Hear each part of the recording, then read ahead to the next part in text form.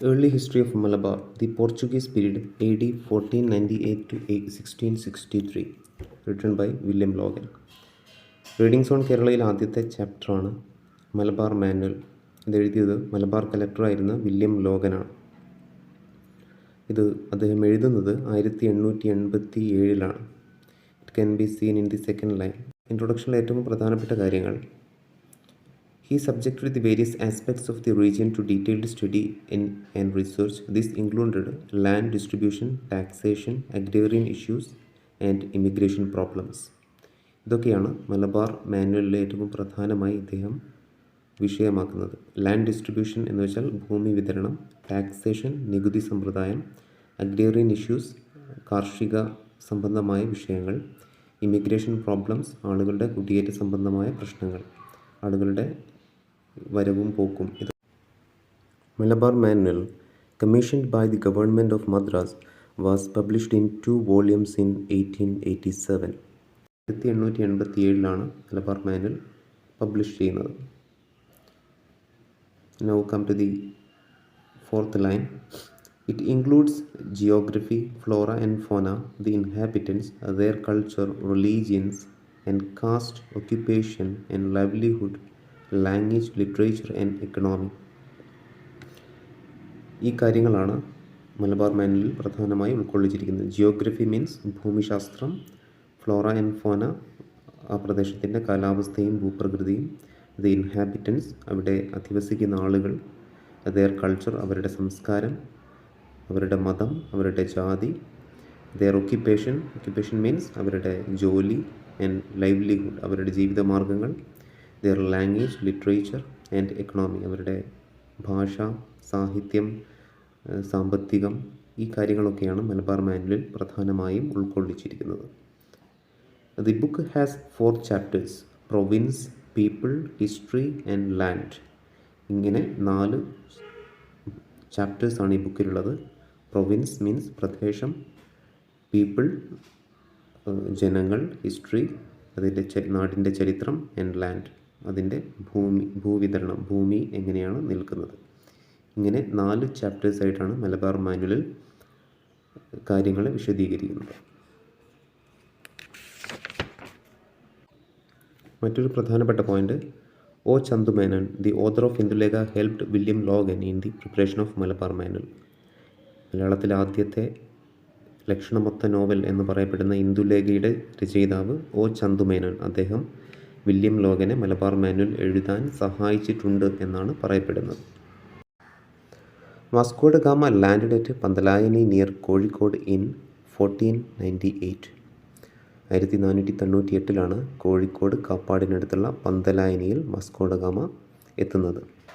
Coming of Vasco da Gama to Kerala is historically very important because it was for the first time that a European sailed to India. ചരിത്രപരമായി Vasco da ഗാമയുടെ കേരള സന്ദർശനം വളരെ പ്രധാനപ്പെട്ടതാണ്. കാരണം ഇന്ത്യയിലേക്ക് എത്തുന്ന ആദ്യത്തെ യൂറോപ്യനാണ് വാസ്കോ ഡ ഗാമ.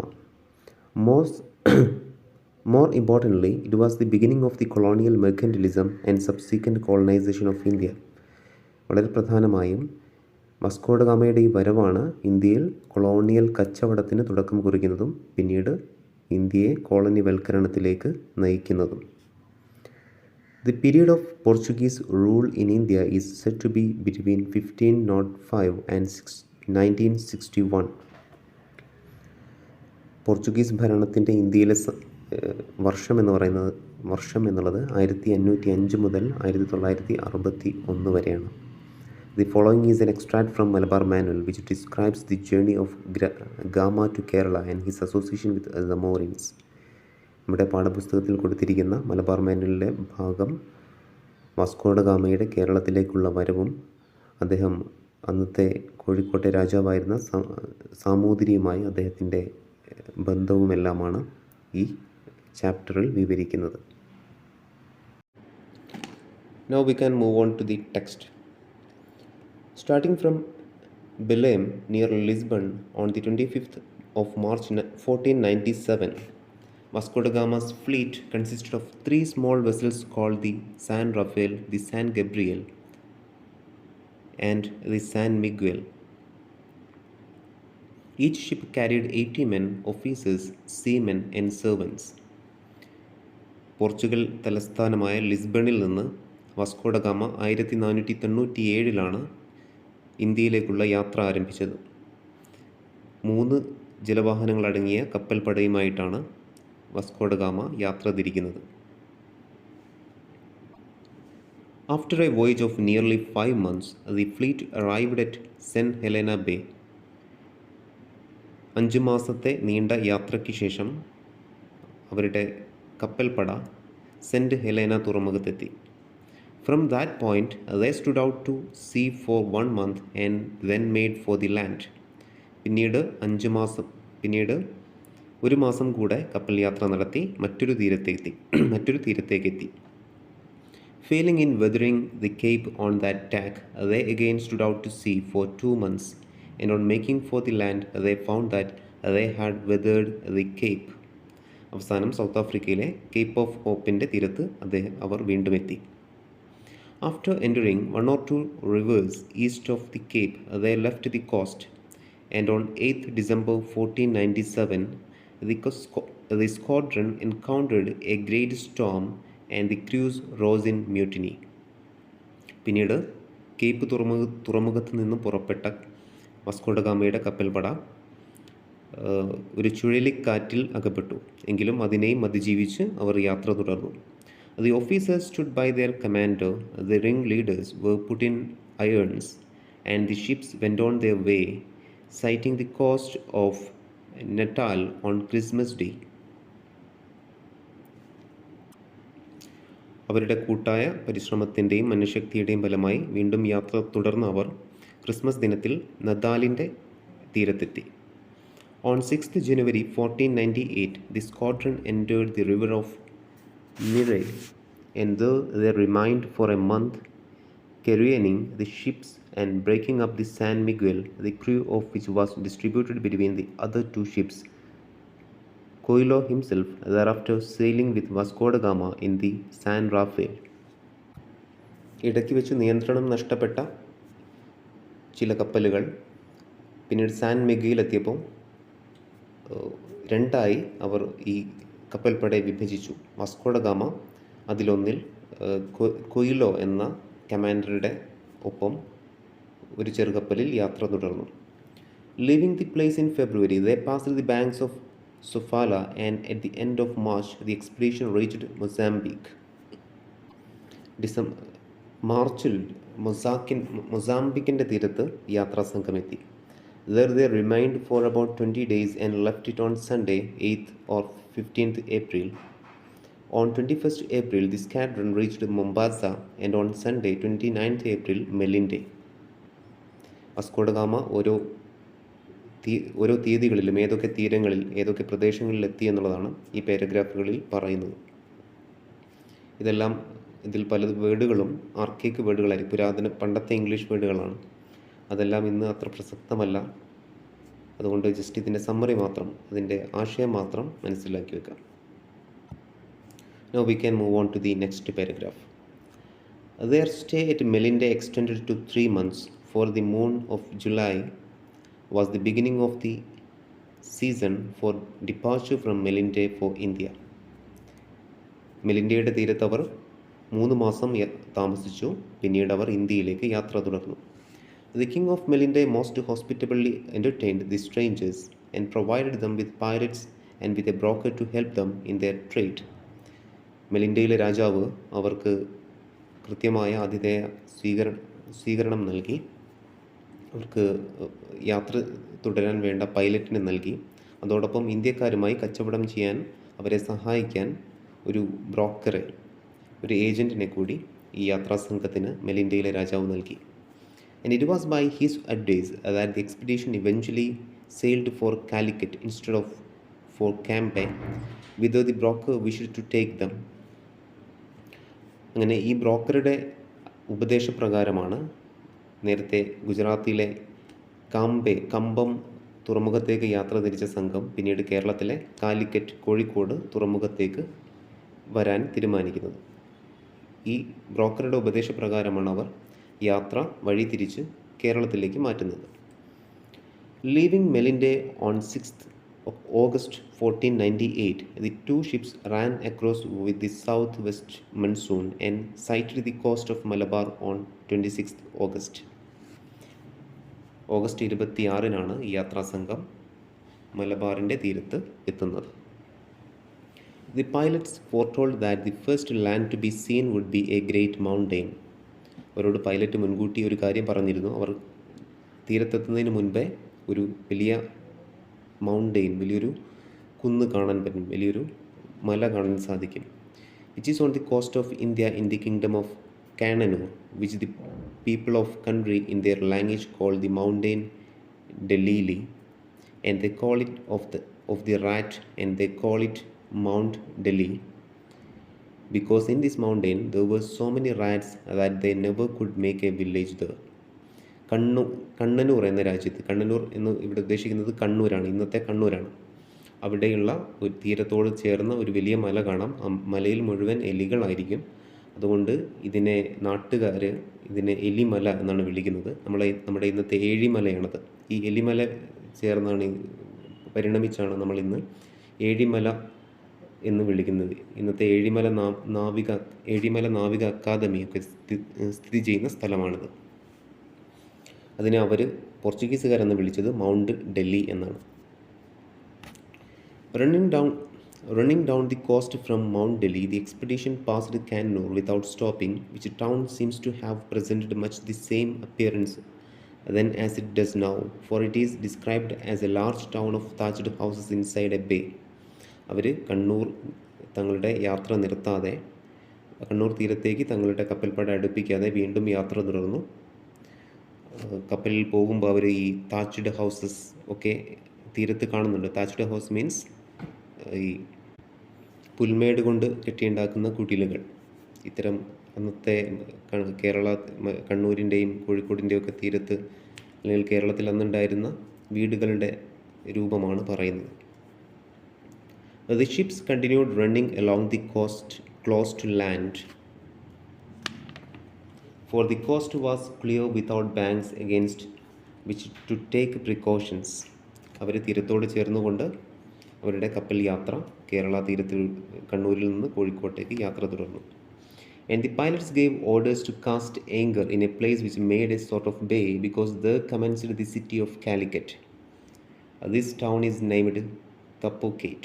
അങ്ങനെ കോഴിക്കോട് കാലിക്കറ്റ് സിറ്റിയോട് ചേർന്ന് കിടക്കുന്ന മറ്റൊരു തുറമുഖത്ത് അവർ തങ്ങളുടെ കപ്പൽ അടുപ്പിച്ചു. അതാണ് ഇന്നത്തെ Kappad. Shortly afterwards, Gama appears to have moved his ships a few miles to the northward and to have anchored them inside the mudbank lying off Pandalayani, Kollam. കൊല്ലം പന്തലായനിയോട് ചേർന്ന് കിടക്കുന്ന സ്ഥലത്ത് അവരവരുടെ ഷിപ്പ് നങ്കൂരമിട്ടു. ആങ്കേർഡ് മീൻസ് നങ്കൂരമിടുക. ഇവിടെ കൊല്ലം പന്തലായനി എന്ന് പറയുന്ന സ്ഥലം കൊയിലാണ്ടി കൊല്ലമാണ്. കോഴിക്കോട് ജില്ലയിലെ കാപ്പാടിനടുത്തുള്ള കൊയിലാണ്ടി കൊല്ലം എന്ന സ്ഥലമാണ്. The arrival of this Portuguese expedition aroused at once the greatest jealousy in the Moors or Muhammadans. ഈ പോർച്ചുഗീസ് യാത്രാസംഘത്തിൻ്റെ വരവ് ഇവിടെ ഉണ്ടായിരുന്ന മുഹമ്മദൻസിന് അഥവാ മാപ്പിളമാർക്ക്, ഇവിടുത്തെ മുസ്ലിങ്ങൾക്ക് ഇവരോട് വലിയ അസൂയ ഉണ്ടാക്കാനുള്ള കാരണമായി. കാരണം who had the Red Sea and Persian Gulf trade with Europe in their hands. കാരണം യൂറോപ്പുമായി ഇന്ത്യയെ കച്ചവടം തലത്തിൽ ബന്ധിപ്പിക്കുന്ന ഒരു ഘടകം ഈ മുസ്ലിം കച്ചവടക്കാരായിരുന്നു, അറേബ്യയിൽ നിന്ന് വരുന്ന. അവരുടെ പ്രസക്തി നഷ്ടപ്പെടും എന്ന് പേടിച്ചതുകൊണ്ടായിരിക്കണം അവർക്ക് ഈ പുതിയ യാത്രാസംഘത്തോട് വലിയ അസൂയ വന്നു. ഇത് ശ്രദ്ധിക്കേണ്ട ഒരു കാര്യം, ഇത് എഴുതുന്ന ആൾ വില്യം ലോഗനാണ്. അദ്ദേഹം ഒരു ബ്രിട്ടീഷുകാരനാണ്. അദ്ദേഹത്തിൻ്റെ പെർസ്പെക്റ്റീവിലായിരിക്കും അദ്ദേഹം കാര്യങ്ങൾ പറയുന്നത്. And they immediately began to intrigue with the authorities for the destruction of the expedition. ഉടനെ തന്നെ ഈ മുസ്ലിം കച്ചവടക്കാർ ഇവിടെയുള്ള രാജഭരണവുമായി ഗൂഢാലോചന നടത്തുന്നു. ശേഷം ഈ യാത്രാസംഘത്തെ നശിപ്പിക്കാൻ വേണ്ട പ്രവൃത്തികൾ അത്തരം പ്രവൃത്തികൾ ചെയ്യാൻ അവർ ശ്രമിക്കുന്നു. There appear to have been 3 persons in authority under the Zamorin.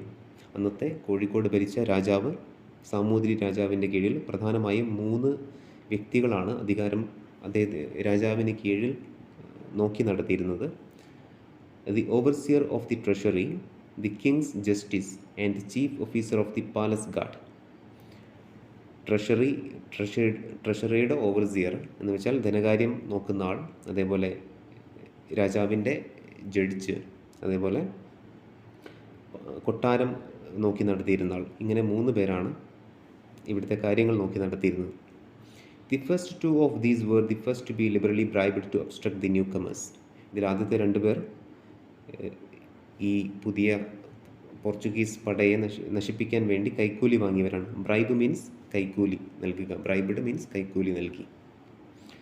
Accordingly, when Gama sent Nicolas Coelho on shore with a message to the Zamorin asking him to sanction trade, the authorities tried his temper by making him wait, thinking this to cause a break with the Portuguese. Vasco da Gama പറയുന്നത് പ്രകാരം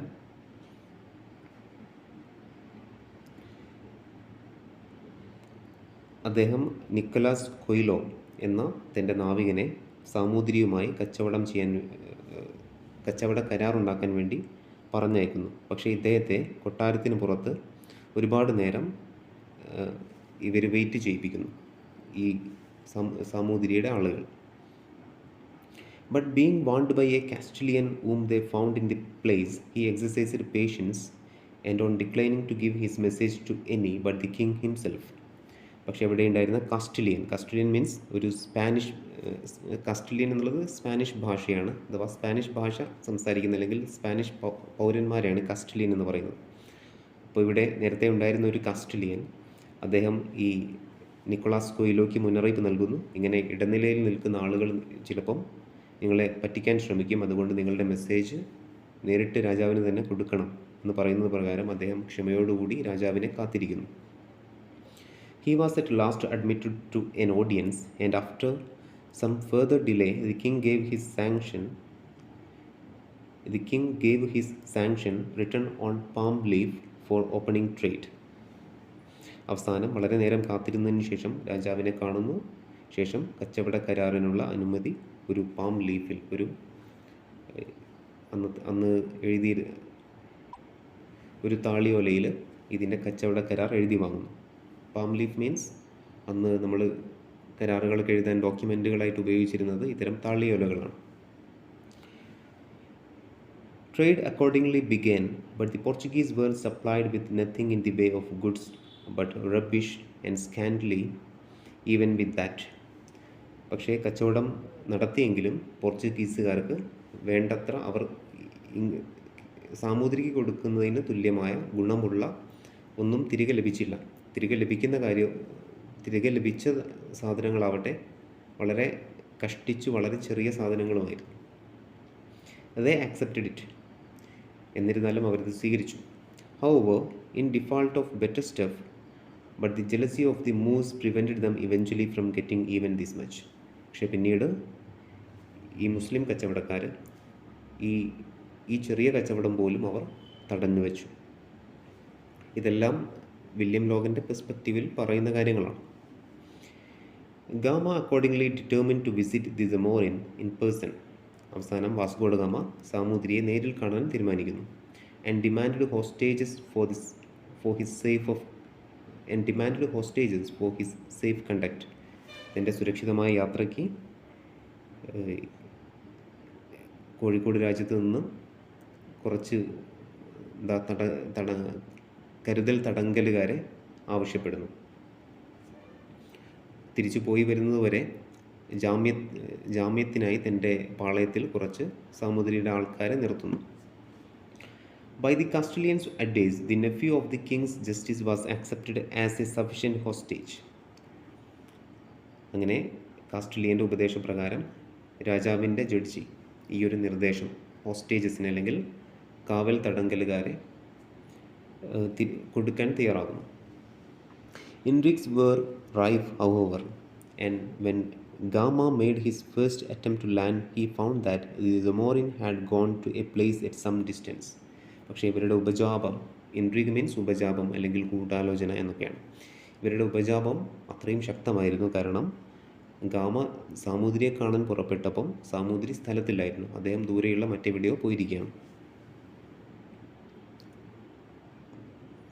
Again warned by the Castilian, Gama sent messengers in front to ascertain if the king was really there to receive him, and on finding that he was not, Gama without landing re-embarked. വീണ്ടും നമ്മുടെ കസ്റ്റലിയൻ്റെ നിർബന്ധപ്രകാരം Vasco da gamma മെസ്സഞ്ചേഴ്സിനെ, ദൂതന്മാരെ സാമൂതിരിയുടെ അടുത്തേക്ക് പറഞ്ഞയക്കുന്നു. അപ്പോഴും മനസ്സിലാവുന്നു സാമൂതിരി നാട്ടിലില്ല എന്ന് മനസ്സിലാവുന്നു. അവസാനം സാമൂതിരി തിരിച്ച് യാത്ര പോവുകയാണ്. റീ എംബാർക്ക് മീൻസ് തിരിച്ച് യാത്ര പോവുക, എംബാർക്ക് മീൻസ് യാത്ര തിരിക്കുക എന്നർത്ഥമാണ്. Finding that he was not to be outwitted, the authorities eventually arranged for an interview. അങ്ങനെ കൗശലത്തിൽ ഗാമയെ തളർത്താനാവില്ല എന്നത് കണ്ടതുകൊണ്ട് അവസാനം ഗാമയുമായി സാമൂതിരിയുടെ ഒരു ഇൻ്റർവ്യൂ, ഒരു അഭിമുഖം നടത്താം എന്ന് ഇവർ അധികാരികൾ സമ്മതിക്കുന്നു. Sending a factor in front of him with the presence for the king, Gama ascertained that this time he was there and ready to receive him. അപ്പോൾ നേരത്തെയുള്ള അനുഭവങ്ങൾ കാരണം വാസ്കോ ഡ ഗാമ ഇപ്രാവശ്യം നേരത്തെ തന്നെ ഒരു കാര്യം ഉറപ്പാക്കുന്നു, തന്നെ സ്വീകരിക്കാൻ താൻ കൊട്ടാരത്തിലേക്ക് എത്തുമ്പം രാജാവ് അവിടെ ഉണ്ടാവണം എന്നുള്ള കാര്യം വാസ്കോ ഡ ഗാമ ഉറപ്പുവരുത്തുന്നു. അസർട്ടൈൻ മീൻസ് ഉറപ്പുവരുത്തുക. And he proceeded to the interview accompanied by the 12 men who were well dressed and of good appearance. അങ്ങനെ രാജാവുമായി അഭിമുഖ സംഭാഷണത്തിന് 12 സഹായികളെയും കൊണ്ട് വാസ്കോ ഡ ഗാമ പുറപ്പെടുന്നു. He himself was in a long cloak coming down to his feet of tawny colored satin lined with smooth brocade, and underneath a short tunic of blue satin and white buskins, and on his head a cap with lappets of blue velvet with a white feather fastened under a splendid medal, and a valuable enamel collar on his shoulders, and a rich sash with a handsome dagger. Vasco da ഗാമയുടെ dressing സ്റ്റൈലൊക്കെയാണ് ഈ ലൈനുകളിൽ പറയുന്നത്. അദ്ദേഹം നീണ്ട ഒരു വസ്ത്രം ധരിച്ചിട്ടുണ്ട്. അദ്ദേഹത്തിൻ്റെ വസ്ത്രത്തിൻ്റെ കളറ് പറയുന്നുണ്ട്. അതേപോലെ വളരെ സ്മൂത്തായ ചിത്ര രൂപങ്ങളുള്ള വസ്ത്രമാണ് അദ്ദേഹം ധരിച്ചിരിക്കുന്നത്. ഇങ്ങനെയുള്ള ഒരുപാട് വിവരണങ്ങളാണ് കൊടുത്തിരിക്കുന്നത്. ഇത് അത്ര ഇമ്പോർട്ടൻ്റ് അല്ല, അതുകൊണ്ട് ഞാൻ അതെല്ലാം ലൈൻ ബൈ ലൈൻ പറയുന്നില്ല. The appearance of the king at this interview is thus described. ഇനി പറയുന്നത് അഭിമുഖത്തിനെത്തിയ രാജാവിൻ്റെ അപ്പിയറൻസ് ആണ്, രാജാവിൻ്റെ വേഷവിധാനങ്ങളും അദ്ദേഹത്തിൻ്റെ രൂപമൊക്കെയാണ്. The king was sitting in his chair which the factor had got him to sit upon. രാജാവ് അദ്ദേഹത്തിൻ്റെ സിംഹാസനത്തിൽ ഉപവിഷ്ടനായിട്ടിരിക്കുകയാണ്. He was a very dark man. അദ്ദേഹം കറുത്തിട്ടാണ്, ഹാഫ് നേക്ഡ്, പകുതി മാത്രമേ ഡ്രസ്സ് ധരിച്ചിട്ടുള്ളൂ. പണ്ടത്തെ രാജാക്കന്മാരൊന്നും ഷർട്ട് ധരിക്കാറില്ലല്ലോ, തുണി മാത്രമായിരിക്കും. And clothed with white clothes from the middle of to the knees, താഴെ മുതൽ മുട്ടുവരെ മുണ്ട് ധരിച്ചിട്ടുണ്ട്. One of these cloths ended in a long point on which were threaded several gold rings with large rubies which made a great show. അദ്ദേഹം മറ്റ് ആടയാഭരണങ്ങളൊക്കെ ധരിച്ചിട്ടുണ്ട്. Ruby means രത്നങ്ങൾ എന്നാണ്. He had on his left arm a bracelet above the elbow. അദ്ദേഹത്തിൻ്റെ ഇടത്തെ കയ്യിൽ കൈമുട്ടിന് മുകളിലായിട്ടൊരു bracelet ഉണ്ട്. നിങ്ങൾ പണ്ടത്തെ സിനിമകളിലൊക്കെ കണ്ടിട്ടുണ്ടാവും. പഴശ്ശിരാജ പോലെയുള്ള സിനിമകളിൽ രാജാക്കന്മാരുടെ മസിലിൻ്റെ അവിടെ ഒരു bracelet ചുറ്റിയിട്ടുണ്ടാവും. Which seemed like 3 rings together, the middle one larger than the others, all studded with rich jewels, particularly the middle one, which bore large stones which could not fail to be of very great value. വളരെ വില കൂടിയ ജ്വല്ലറികൾ, ആഭരണങ്ങളൊക്കെയാണ് രാജാവ് ധരിച്ചിരിക്കുന്നത്. From this middle ring hung a pendant stone which glittered. അദ്ദേഹം കയ്യിൽ ധരിച്ചിരിക്കുന്ന റിങ്ങിൽ 3 രത്നങ്ങളുണ്ട്. അതിലൊന്ന് നന്നായിട്ട് തിളങ്ങുന്ന ഒരു കല്ലുണ്ട് അതിൽ. It was a diamond of the thickness of a thumb. അത് ഡയമണ്ടാണ്. It seemed a priceless thing. ഇതെല്ലാം വളരെ വിലപിടിച്ച ജ്വല്ലറികളാണ് രാജാവ് ധരിച്ചിരിക്കുന്നത്. അത്രമാത്രം സമ്പന്നമായ ഒരു രാജ്യമായിരുന്നു അക്കാലത്ത് കോഴിക്കോട് എന്ന് ഇതിൽ നിന്ന് മനസ്സിലാക്കാം. Around his neck was A string of pearls about the size of hazelnuts. The string took 2 turns and reached to his middle. അദ്ദേഹത്തിൻ്റെ കഴുത്തിന് ചുറ്റും വളരെ വില കൂടിയ രത്നങ്ങളുള്ള മാലകളുണ്ട്. പേൾസ് മീൻസ് രത്നങ്ങൾ എന്നാണ് അർത്ഥം. Above it, he wore a thin round gold chain which bore a jewel of the form of a heart surrounded with large pearls. അതിനു പുറമെ കഴുത്തിൽ മറ്റൊരു ചെയിൻ കൂടിയുണ്ട്, ഒരു സ്വർണത്തിൻ്റെ ചെയിൻ. അതിൽ ഹൃദയത്തിൻ്റെ രൂപത്തിലുള്ള വലിയ മുത്തുകൾ ആ ചെയിനിലുമുണ്ട്. And full of rubies. അതിൽ മുഴുവനായിട്ടും റൂബീസാണ്. റൂബീസ് മീൻസ് പവിഴങ്ങളാണ്. റൂബി മീൻസ് മാണിക്യം, പവിഴം എന്നൊക്കെയാണ് അർത്ഥം. In the middle was a green stone of the size of a large bean which from its showiness was of great price, which was called an emerald. And according to the information which the castellan afterwards gave the captain major of this jewel, and of that which was in the bracelet on his arm, and of another pearl which the king wore suspended in his hair, they were all 3 belonging to the ancient treasury of the kings of Calicut. അപ്പം രാജാവ് ധരിച്ച വളരെ വില കൂടിയ emerald അടക്കമുള്ള ആഭരണങ്ങളെക്കുറിച്ചാണ് പറയുന്നത്. ഇതെല്ലാം കോഴിക്കോട് രാജ്യത്തെ ഖജനാവിൽ പുരാതനമായിട്ട് തന്നെ ഉണ്ടായിരുന്ന ആഭരണങ്ങളാണ്. അത്രമാത്രം സമ്പന്നമായിരുന്നു കോഴിക്കോട്ടെ അക്കാലത്തെ സാമൂതിരിയുടെ രാജകൊട്ടാരം. The king had long dark hair, all gathered up and tied on the top of his head with a knot made in it. രാജാവിന് നീണ്ട മുടിയാണുള്ളത്, അതെല്ലാം മുകളിലോട്ട് ചുരുട്ടി കെട്ടി വെച്ചിരിക്കുകയാണ്. അതായത് മകുടം എന്ന് നമ്മൾ പറയും. പണ്ടുകാലത്തെ പ്രധാനപ്പെട്ട ഉയർന്ന ജാതിയിലുള്ള ആളുകൾക്കൊക്കെ ഉണ്ടായിരുന്നതാണ്. തലമുടി മുകളിലോട്ട് കെട്ടി വയ്ക്കുന്ന ഒരു രീതി. And round the knot he had a string of pearls like those round his neck, and at the end of the string a pendant pearl, pear-shaped and larger than the rest, which seemed a thing of great value. തലമുടിയിലും വളരെ വില കൂടിയ രത്നങ്ങൾ കൊണ്ട് ഉള്ള ഒരു ring വെച്ചിട്ടാണ് മുടി കെട്ടിയിരിക്കുന്നത്. His ears were pierced with large holes with many gold earrings of round beds. അദ്ദേഹത്തിൻ്റെ ചെവിയിലും വില കൂടിയ ആഭരണങ്ങളുണ്ട്. Close to the king stood a boy, his page, with a silk cloth round him. He held a red shield with a border of gold and jewels, and a boss in the center of span's breadth of the same materials, and the rings inside for the arms were of gold. Also a short drawn sword of an ell's length, round at the point, with a hilt of gold and jewelry with pendant pearls. രാജാവിന് ചുറ്റും പരിചാരകന്മാരുണ്ട്. അവർ പോലും വളരെ വില കൂടിയ ആഭരണങ്ങളാണ് ധരിച്ചിരിക്കുന്നത്. On the other side stood another page who held a gold cup with a wide rim into which the king spat. രാജാവിൻ്റെ മറുവശത്ത് മറ്റൊരു ഭൃത്യൻ കൂടി നിൽക്കുന്നുണ്ട്. അദ്ദേഹത്തിൻ്റെ കയ്യിൽ വളരെ വില കൂടിയൊരു സ്വർണത്തിൻ്റെ കപ്പുണ്ട്.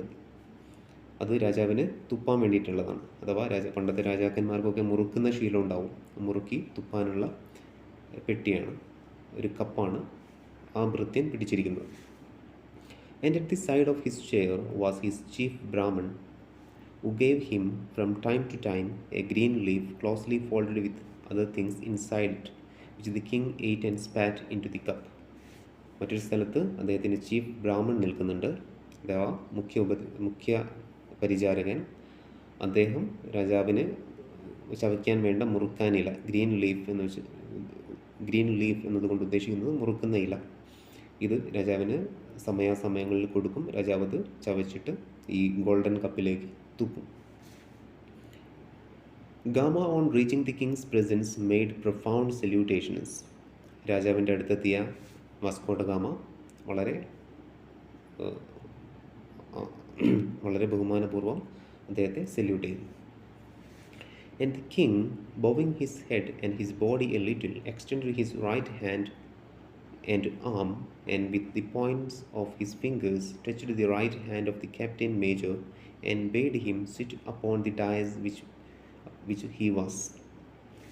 ശേഷം രാജാവ് വളരെ ആദരവോടുകൂടി തല കുറച്ച് കുനിച്ച് കൈ കൊടുത്ത് നമ്മുടെ വാസ്കോഡ ഗാമയെ സ്വീകരിക്കുന്നു. എന്നിട്ട് വേദിയിലൊരുക്കിയ കസേരയിൽ ഇരിക്കാൻ ആവശ്യപ്പെടുന്നു. But Gama decline the honour. പക്ഷേ വാസ്കോഡ ഗാമ ഈ ബഹുമാനം നിരസിക്കുന്നു. And remained standing during the interview. അഭിമുഖത്തിൽ അദ്ദേഹം അവിടെ നിന്നുകൊണ്ട് തന്നെ അദ്ദേഹത്തോട് സംസാരിക്കുന്നു. In which he pressed for freedom to trade in the produce of the kingdom. അതിൽ അദ്ദേഹം മുഖ്യമായും ആവശ്യപ്പെടുന്നത് ഈ രാജ്യവുമായി അദ്ദേഹത്തിന് വ്യാപാരം നടത്താൻ താല്പര്യമുണ്ട്, അതിനുള്ള സ്വാതന്ത്ര്യം നൽകണം എന്നാണ്. Explaining what he could give in return. അതോടൊപ്പം ഗാമ പകരമായി താങ്കൾ എന്തൊക്കെ നൽകും എന്നുകൂടി രാജാവിനോട് പറയുന്നു. The interview would probably have had the desired result. ഈ അഭിമുഖത്തിന് വാസ്കോഡ ഗാമ ആഗ്രഹിച്ച റിസൾട്ടും ഉണ്ടാകുന്നു. But the Moors had meanwhile been busy bribing the chief officer of the palace guard. പക്ഷേ ഇതേ സമയം ഈ മൂസ് മീൻസ് ഈ മുസ്ലിം കച്ചവടക്കാർ പ്രധാനപ്പെട്ട പാലസ് ഓഫീസർമാരുമായി അല്ലെങ്കിൽ കൊട്ടാരം ഓഫീസറുമായി ഗൂഢാലോചന നടത്തുന്നു ഈ കച്ചവടക്കാരെ പൊളിക്കാൻ വേണ്ടിയിട്ട്. An official of great power, for if any one entered where the king dwelt without his leave. രാജാവിനെ കാണാൻ ആരെങ്കിലും കൊട്ടാരത്തിലേക്ക് കയറിയാൽ ഇദ്ദേഹത്തിൻ്റെ അനുവാദമില്ലാതെ ആർക്കും പുറത്ത് കിടക്കാൻ പറ്റില്ല. അത്രമാത്രം അധികാരമുള്ള ആളാണ് ഈ chief officer of the palace guard. Immediately he would order his head to be cut off at the door of the palace without asking the king's pleasure.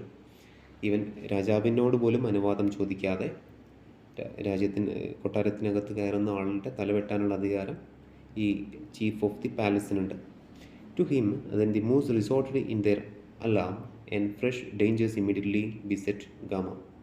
ഈ കൊട്ടാരം പരിചാരകനുമായിട്ടാണ് മൂസ് അല്ലെങ്കിൽ ഈ അറബി കച്ചവടക്കാർ ഗൂഢാലോചന നടത്തിയത്.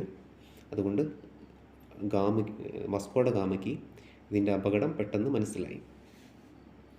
The Portuguese had been allowed to erect a factory on shore for trading purposes. അവസാനം രാജാവുമായി കച്ചവട കരാറിൽ ഏർപ്പെട്ട പോർച്ചുഗീസുകാർ തീരത്തിനടുത്ത് ഒരു കച്ചവടത്തിന് വേണ്ട ഒരു ഫാക്ടറി തുറക്കുന്നു. And Gama was at this factory after his interview with the king. രാജാവുമായുള്ള സംഭാഷണത്തിന് ശേഷം വാസ്കോഡ ഗാമ ഈ ഫാക്ടറിയിലേക്ക് വന്നു. When the chief officer of the palace guard arrived there with a palanquin to conduct Gama, as he said, to a second interview. രണ്ടാമതൊരു അഭിമുഖ സംഭാഷണത്തിന് രാജാവ് ക്ഷണിക്കുന്നു എന്ന് പറഞ്ഞുകൊണ്ട് കൊട്ടാരം പരിചാരകൻ ഒരു പല്ലക്കുമായിട്ട് ഗാമയുടെ അടുത്ത് ഈ ഫാക്ടറിയിലേക്ക് വരുന്നു. പാലക്കിൻ means പല്ലക്ക്. Encouraged by the seemingly satisfactory result of the first interview, Gama appears to have been off his guard for the time. നേരത്തെ രാജാവുമായി നടത്തിയ ആരോഗ്യകരമായ സംഭാഷണം ഓർത്തതുകൊണ്ട് വാസ്കോഡ ഗാമ ഇത്തവണ പരിചാരകരില്ലാതെ കൊട്ടാരത്തിലേക്ക് പുറപ്പെടാൻ തീരുമാനിക്കുന്നു. And accompanied by 8 of his men carrying sticks their arms, having prudently been left behind, he was borne off in the palanquin. Vasco da gamma തൻ്റെ പടയാളികളില്ലാതെ ഒപ്പം അവരെ സ്വന്തം പരിചാരകരില്ലാതെ വാസ്കോഡ ഗാമ ഈ പല്ലക്കിലേക്ക് കയറുന്നു. They journeyed leisurely till nightfall and were lodged all together in a house in the middle of other houses, having for food boiled rice and boiled fish and a jar of water. രാത്രിയാവുന്നതുവരെ വളരെ ലേഷ്യർലിയായ വളരെ ധൃതിയില്ലാതെ അവർ യാത്ര ചെയ്തു. അവസാനം ഒരുപാട് വീടുകളുടെ നടുവിലുള്ള ഒരു വീട്ടിൽ അവരെത്തിച്ചേരുന്നു. അവിടെ അദ്ദേഹത്തിന് ബോയിൽഡ് ചെയ്ത അല്ലെങ്കിൽ കുക്ക് ചെയ്ത അരിയും കുക്ക് ചെയ്ത മീനും അതേപോലെ ഒരു ജാറിൽ വെള്ളമൊക്കെ ഭക്ഷണമായിട്ട് എത്തിച്ചു കൊടുക്കുന്നു.